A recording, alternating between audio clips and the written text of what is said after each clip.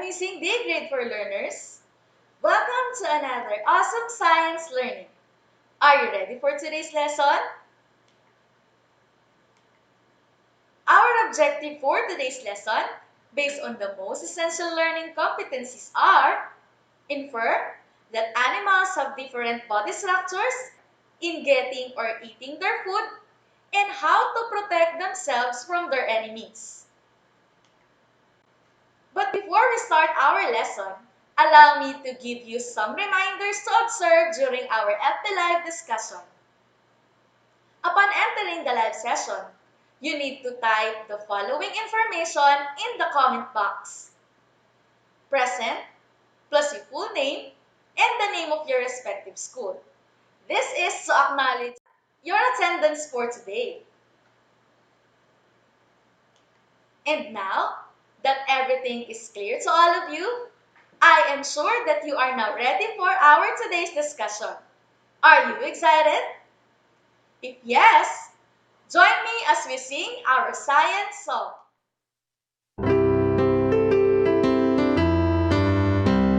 It's science, science time. It's science, science time. Let's all be ready now. It's science, science time. What do we do during science time? We observe, we compare, identify, classify, infer, test, hypothesize. We read a lot, understand them well. Science facts we tell. Glad that you enjoyed our science theme song. It includes the necessary skills you need to have for our today's lesson. How are you today?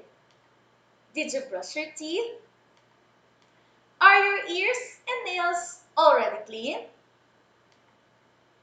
Do you wash your hands before and after meals or after holding different objects?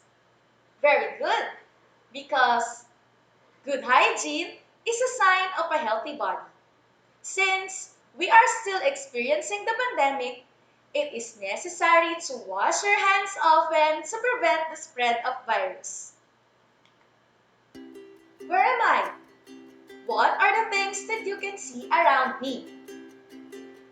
I think I'm in the forest, where most animals live. Animals, like us humans, are considered as living things. Can you name some animals? Let us familiarize first the different group of animals by answering our puzzle.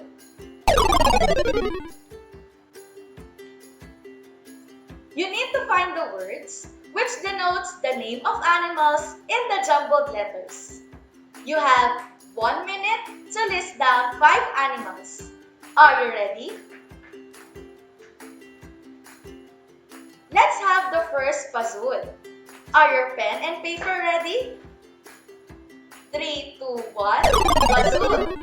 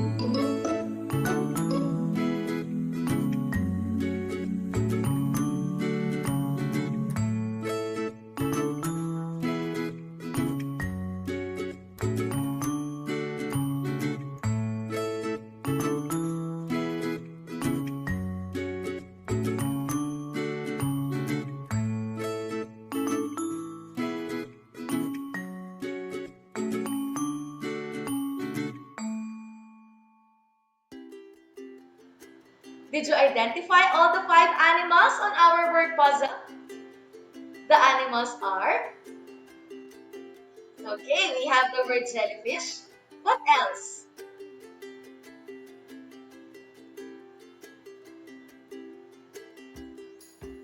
Nice! The second one is seahorse.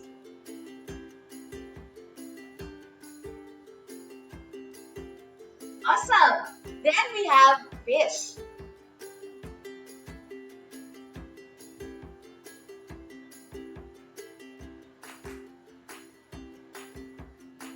Excellent! There is also the word octopus. Superb! The last word is squid. Good job, kids! What can you say about these animals? What is common among them? Very good! These animals are found and live on the water. These animals are called aquatic animals. For the next puzzle, are you ready? 3, 2, 1, puzzle!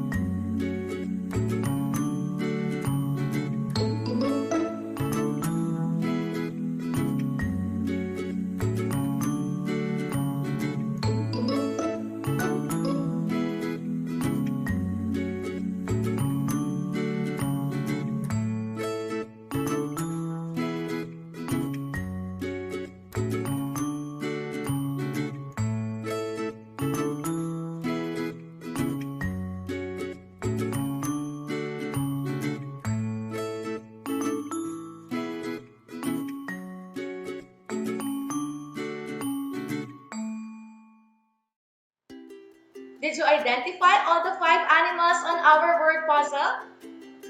The animals are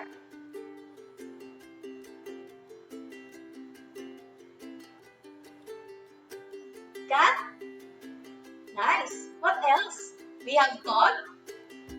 The third one is goat. Excellent. We have monkey and tiger. Good job, kids. What can you say about these animals? What is common among them? Very good. These animals are found and live on land. These animals are called terrestrial animals. I am glad that you can answer our puzzle. Remember these words as we go along with our lesson for today. Aquatic animals are animals that live in water, while terrestrial animals are animals that live on land. Did you get it, kids?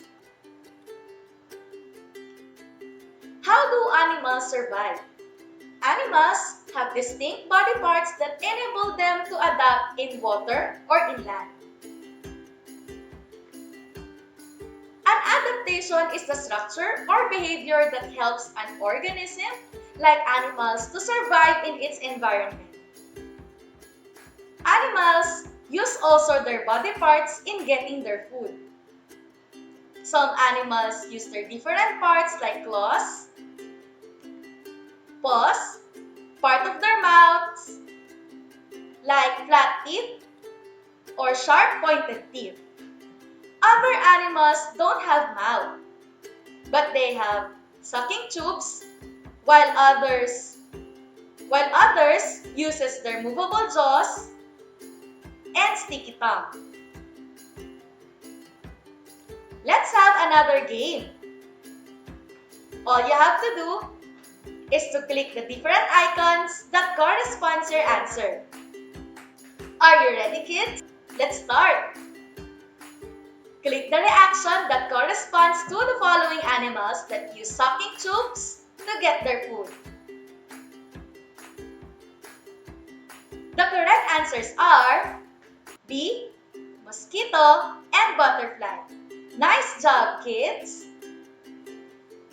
Next, click the reaction that corresponds to the following animals that has beak in getting their food. The correct answers are duck and chicken. Awesome! Number 3. Click the action that corresponds to the following animals that has mouth with flat teeth. The correct answers are horse, cow, and goat. All of them eat grass and called as grazing animals. Amazing! Number 4. Click the reaction that corresponds to the following animals that has mouth with sharp pointed teeth. The correct answers are tiger and lion. These animals usually eat meat. Excellent! For the last item, click the reaction that corresponds to the following animals with sticky tongue that help them in getting their food. The correct answers are frog and chameleon. Fantastic! Science plus facts. Did you know that animals can protect themselves from their enemies? Some animals have ink, like octopus, to disturb their enemies. Porcupines and sea urchins use their spines. Some animals, like cat and tiger, use their pointed nails and claws. And animals, like chameleon, copy the color of their environment to hide themselves from their enemies. This process is what we call camouflage. I can see that all of you learned a lot for today. Good job, kids! Kids, always remember all the learnings that we acquired for our today's lesson. Animals, like humans, are living things. The two kinds of animals are aquatic and terrestrial. Animals have also distinct parts which they use in getting their food. These may be claws, paws, mouth with sharp pointed teeth or flat teeth, sucking tube, sticky tongue, or beak. They can also have parts to protect themselves from their enemies, which may be releasing ink, camouflage, spines, poison, and pointed nails or claws. If you have questions with regards to our lesson for today, just comment it below. There's a question coming from the comment section. The question is frog considered aquatic or terrestrial? The answer is, a frog can be considered both aquatic and terrestrial because frogs start their lives as an egg which lay on the water and becomes tadpoles, which has gills to breathe on the water. As the tadpoles grow into frogs, the lungs replace the gills to breathe on land, and their skin has lime which absorbs water and oxygen. Because of this adaptation, they are called amphibians. We are done with our science lesson. You did a great job for today, kids. With that, I must say that you are fantastic. I think you can now answer our self-learning module. Tune in for more fun and exciting science lessons streaming live in Valenzuela School of Mathematics and Science. See you next time. Thank you for watching, kids. Wear your mask, stay at home, and stay safe. Bye!